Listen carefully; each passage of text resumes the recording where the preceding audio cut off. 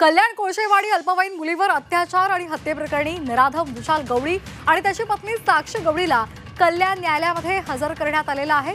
उज्ज्वल निकम यांचे विशेष सरकारी वकील म्हणून नेमणूक करण्यात आलेली आहे। आरोपी विशाल गवळी हा पोलीस कोठडीमध्ये असून आज त्याची पोलीस कोठडी संपते आणि त्यामुळे त्याला न्यायालयामध्ये हजर करण्यात आलेला आहे। या संदर्भात आज कोर्ट काय नेमके निर्देश देते हे पाहणं महत्त्वाचं असेल। आज काही पुरावे सुद्धा न्यायालयामध्ये सादर केले जाणार असल्याचं कळतंय। तपासासाठी पोलीस पुन्हा एकदा कोठडीची मागणी करणार असल्याची माहिती मिळते। अल्पवयीन मुलीवर अत्याचार केल्यानंतर आरोपी विशाल गवळीनं तिची गळा दाबून हत्या केल्याचं शवविच्छेदनाच्या प्राथमिक अहवालामध्ये समोर आलेलं होतं। पोलिसांनी तपासासाठी विशालला बुलढाणा जिल्ह्यातील शेगावला सुद्धा नेलेलं होतं। त्याला नेमकी कुणी मदत केली, तो कुठे राहिला या संदर्भातली माहिती पोलिसांनी गोळा केली आहे।